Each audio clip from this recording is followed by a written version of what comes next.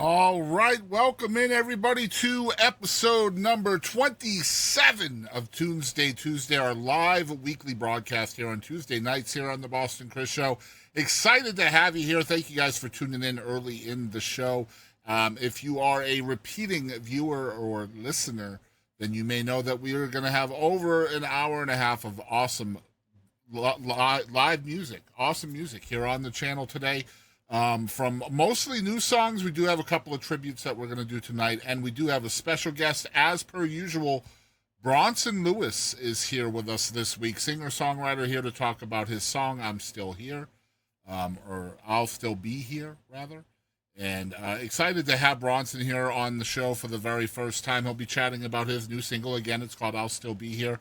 His pick of the week, which is by a guy named Richard Duran, that we are going to be blind reacting to. I've never listened to this song. Excited to check it out. And I do have a couple of shows I want to tell you guys about, too, locally here in the East Texas area, if you are in the area. We have Grammy Award-winning singer-songwriter John Berry is going to be performing at the Jackson's Cozy Theater this Friday night, May 9th at 7:30 is showtime. Make sure you get your tickets there. You can go to Jackson's Cozy Theater on Facebook. And then Saturday night in Winsboro, Texas, my buddies Heather and Max Stalling, singer-songwriting married couple, will be in Winsboro at the Bowery Stage. That is Saturday night, May 10th, and they will have an opener. I think Michael O'Neill is the opener, if I'm not mistaken. And I think that also starts at 7:30. Again, you are tuned into episode 27 of Tunesday Tuesday with yours truly, Boston Chris. If you are live, you are more than welcome to request a song or two. Just type the artist and title of the song in your chat. Make sure the song is not offensive or hateful in any way. No political songs, things like that. Nothing, offensive, basically. All genres are welcome. And if you are tuned in later on, in other words, you're not live, you're watching on YouTube, and you just found our interview with Bronson, you can click in the description below the recap for episode 27. That way you can get all the awesome music that we share tonight as well. So without any further ado, we're going to get into my conversation with Bronson Louis. Don't go anywhere.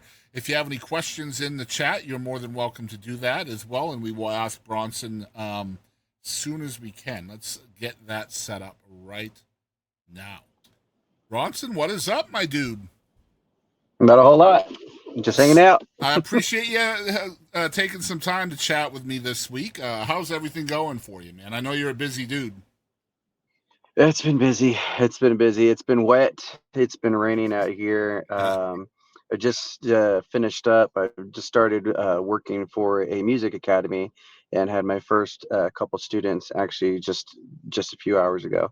So there's never a stop. The kids are here at the park. I had a time to visit with you for a little bit and headed back to the campsite before we go out of town again. Let's go, man. Yeah, just busy.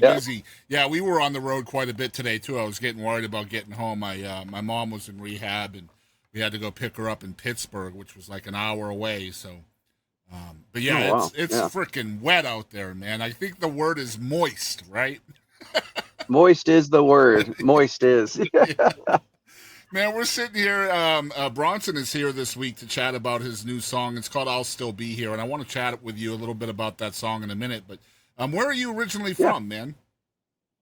I am right here from Fort Worth, Texas. And so I'm doing the thing out here. It's been a short period time out here doing it in Fort Worth. But yeah, this is where I call home. So is that where you're originally from, too? Like, started there, still there, all of that? So originally, no. And so I get this question asked all the time, and I don't know why we do. But in any case, I grew up here in Fort Worth, Texas. I went through all my living years here, moved out here since I was 11, 12 years old. So all my adult life has been Fort Worth. So I claim Fort Worth my home. I was born in California, and the old saying is that, I was just dying to get out of here, as soon as possible. Got here as quick as we could, right? That's right. That is right. I'm from Massachusetts, so I get it, man. Yeah, I always start off the interviews with where people are from. I think it just sets it at ease and all that. But so One thing I love about your songs so far that I've checked out is the instrumentation in them. So, are you writing a lot of your own songs and deciding what instruments are being put into the tunes as well? I am. I'm writing all my own songs, and this one was a little bit of different play. I actually had this is the second time I was into the actual studio, and luckily enough, Greg White was the producer there at SG Studios that we did this here here in Fort Worth as well. I had a lot of play in what I wanted to do, and we took 2 weeks in the studio and just kind of felt it with some of the session guys, and kind of like picked and pulled a little bit of things, and like what I want to say, what do we want to do like with this music. So a lot of like my ideas went into every little instrumentation of what's going on. This song's one of the very first songs that came out of this album, whatever the debut that I'm doing. And other songs in there, there's a little instrumentations or things that are put in that are meaning something other than, or this is like a word that like my wife would say, or like Mm, a feeling that it's trying to evoke. So composing that, not really composing it, but coming up with the ideas in the studio and actually implementing it and putting that sounds better, or this sound, or let's try it again. It mm, really worked out this time for me, and so yeah, I was thankful for that. Definitely, yeah. I mean, so the music, I always call it something different. Like the way I'm writing is, I guess you'd say elementary. I'm still pretty new at this yeah. with this music scene. From what the results are, and everybody who's followed or heard the music and who keeps requesting it on the radio, local stations here in Fort Worth, is that I'm on the right track. So I'm always trying to be better. And as a musician, I think we're always trying to be better with that. So I can really pick and pull apart all my songs, which I do sometimes. But at the end of the day, like it is the music that I want out there, and it's the music that we produced, and why y'all are listening to it today. So Right, yeah. right. I love the pedal steel in the song, man. I love it, love it, love Oh it. yeah, Huge fan I of the have pedal to have it. steel. Yeah, I get you. Um, well, how as an artist, how are you deciding kind of where what goes, right? Because I've noticed like certain songs of yours have the pedal steel, some don't. Sometimes you Mhm. might want a fiddle or a mandolin or maybe a guitar lick here or there. How are you deciding where things go? Is that kind of a collaboration thing between you and the producer? Well, so I like to have all those parts in there, and everybody needs to have a little piece of the pie or the puzzle Right. pieces that all fit together to make it work. So I just, I think what you're thinking of, the mandolin, I have a song called Happiest Hour, Hmm. and that was one of the songs I had the most play with whenever my first time in the studio. That was something I was going for. This Goo Goo Dolls Iris kind of sound with that, and of course they have that heavy mandolin in the very beginning with everything else, the strings all throughout it. So Yeah, it's very uh, grungy, man. I love that song, and we played it at the beginning of yeah, the thank show you. tonight. Yeah, very grungy. I Oh, like did it. you? Yeah, Yeah, thank you. I yeah, appreciate that. yeah. No Yeah. problem. And so it's definitely had its different renditions over time, and I still come back to that, how it should have sounded. But yeah, with I'll Still Be Here, the pedal steel, I mean, this was a country-ish tune. Being from the South, like we're living here in the South, I've got to pay homage for this Texas crowd out here. They love that sound, and so I did want that pedal steel. But even in the steel, it's in there, but I still like the West Coast kind of vibes with some steel. I grew up listening to like Don Henley and the Boys. Hmm. Jackson Brown was another big favorite. Neil Young and people of that sort, trying to throw in those little parts in there. But I don't like to put something way above something else. I like for all of it to just play into Yeah, each other. Everybody has its part, I guess you'd yeah. say, with that. So funny So you mentioned Neil Young. We're actually playing a Neil Young song as part of the playlist tonight. So there you go. that's See, pretty funny. there you go. Pretty ironic. So what's the songwriting process look like for you? You said you're kind of a novice still. So is it more Right. melodic for you? Are you hearing melodies? Is it more lyrical at first, or how does it work for you? It definitely is the music, and so I've been asked that question quite a bit, and for some people, it's the words that come. They Hmm. figure out the lyrics and they write around it. For me, it's always this sound or this feeling that I want to impose, like in the music. And so I end up writing around it, and it's been working for me so far. There's a few songs that I've written before I've heard the music, but those are still kinds of works in progress. So for me, I mean, the music is the hooks and everything else are what gets everybody to listen. Whereas it's completely opposite. My wife is a reader, an Mhm. avid reader, and she's writing, as well, like book wise, so for her, it's always the words that come first. And so, but me being, I was a drummer originally in life. I picked up the guitar later on. I know bass. I know how to read some music for piano. So music is where I'm feeling it the most, and that's why I come up with these licks or these chord progressions first before the words come with that. So, So it's more like and that's the hooks are more melodic for you. Like you're just happening upon a lick here, or like a almost like a musical phraseology, and it just sounds good to your ear. So then you want to build something off of that foundation, right? exactly that. Yeah, for me it is, at least. And I've heard a few other people have said the same thing. There's another artist that just moved back here into Fort Worth. There, his name's Garrett Owen, and Love got to Garrett. see him. Yeah, Awesome guy. He's a genius in his own way. But I was absolutely. talking to him about it, is in like I do like asking some songwriters this too.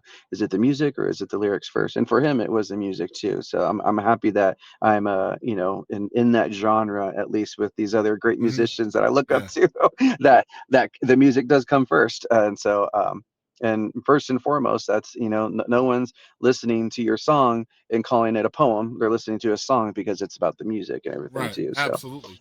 So how hard is it for you to couple the lyrics to that melody? Like once you hear the music and you've got that kind of figured out, do you struggle coupling the lyrics to that?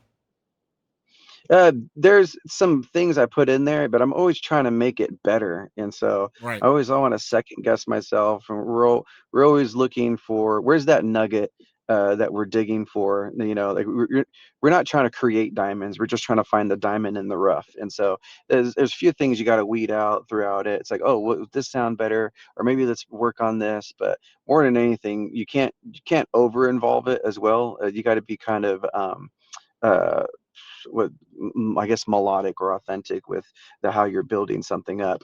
But for me, it was just working through it, not overthinking it to where it just comes naturally. So when that natural nugget does come, it doesn't sound like it was overproduced, or it Hmm. doesn't sound like it was reaching for something, or maybe that doesn't sound like me. I'm all my writing is got based off of my experiences anyway so far. Dabbled in to try to write for other people lately, where their experiences, and maybe, oh, that would make a good song, or that's a great story. Let's try to do that. But I can never be so heartfelt into it because it didn't happen to me. Hmm. And so that's first and foremost, that if it's believable because it happened to me, then it's going to be believable for somebody else because they might know who I am. Right. hopefully Hmm. hopefully they'll know who I am after these Yeah, the songs. reason And why I so asked you that is because a lot of people a lot of songwriters that are melodic first, right? Like their melody first. A lot of times they can feel so strongly about the music, right? Whether it's a lick or that phraseology that we were talking about earlier, and they feel so yes. strongly about it. It sounds so good. It's sweet to the ear, and then they Mhm. write the lyrics to it and they kind of transpose the lyrics over on top of that, and it just doesn't connect, right? It doesn't fit Right. into the puzzle pieces, and then they can stop not liking the melody quite as much because the lyrics don't marry it the best way. I was just curious if you dealt with that or not. Oh yeah, I think we all do. And so that's what I'm saying, is in working through Mm-hmm. what needs to be worked with. And what makes it nice for me is I'm playing some shows, some gigs, acoustic solo stuff. I'll play it one way and I'll play it another way, or it's like, hey, let's try to raise the bar, and let's see how high let's see how high Mm-hmm. we can play this one and stretch the vocals out a little bit, or maybe let's do something different with this melody, or maybe let's tone it back a little. Yeah, that's definitely what you do through the weeding process. You Mm-hmm. work it out. And this newer stuff that I have out, I've had the opportunity now to play it for longer and just kind of let it marinate. You let it cook for a little bit longer. We've seen other songwriters, and they've said it before.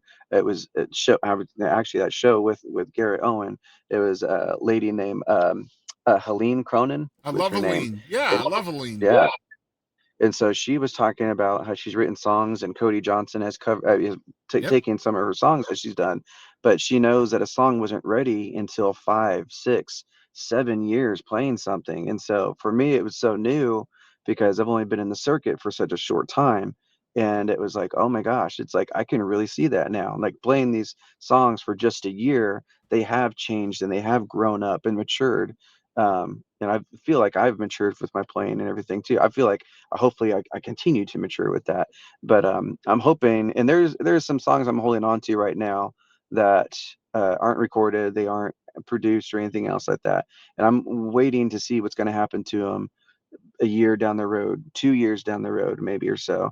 I would love to let that sit and cook for a little while, so Yeah. to speak. Well, you're definitely picking the brains of the right sort of people, man. Garrett Owen, Helene Cronin, great songwriters. And that's smart when you're surrounding yourselves with people that are so smart about writing. And honestly, both of them are so forthcoming with advice as well. They're so genuine to other artists. So it sounds like you got the right journey or the right path for you laid out. So that's Yeah. great to hear.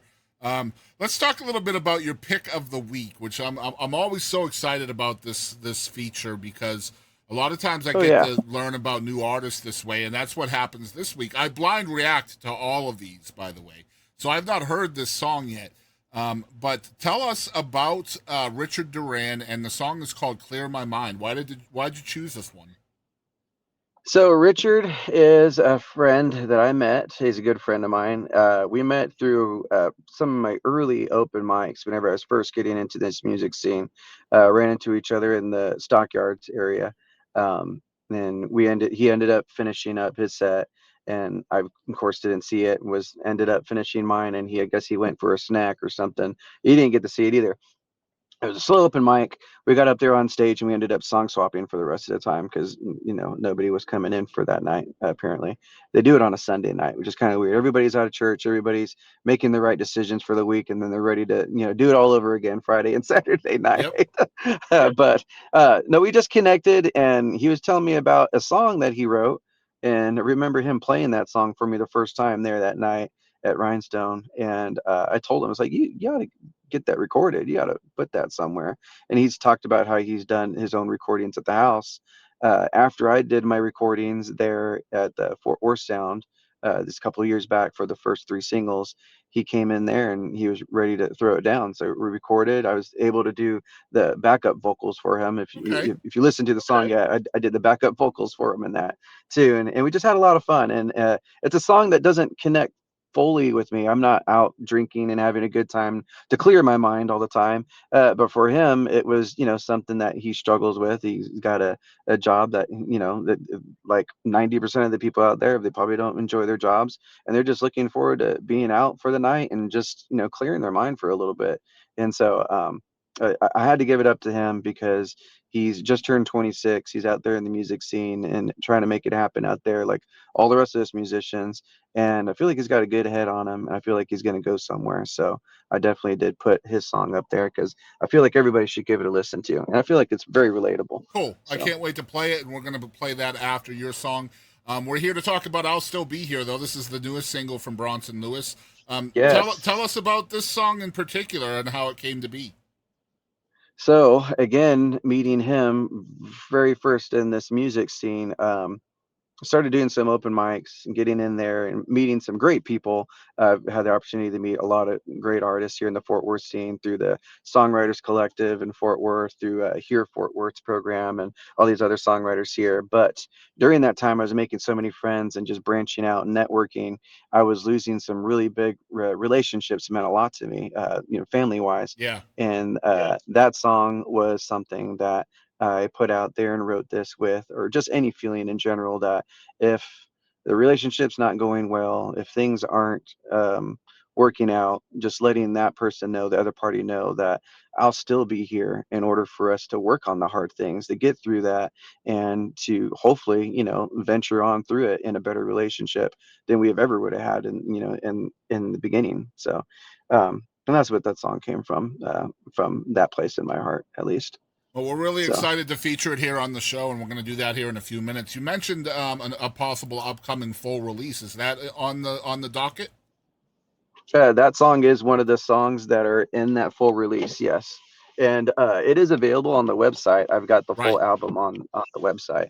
And so, but we're doing it a little bit differently. The years of streaming and everything else has been, I've wanted to try to release these as singles, but throughout of on the album. And they call it something. They call it like a waterfall Waterfalling. releasing, Yep, it's whatever called is what it. Yeah. waterfalling. Yep. And yeah, so this way it builds that up, and so that's what we're doing. The next song is going to be out later on this month already.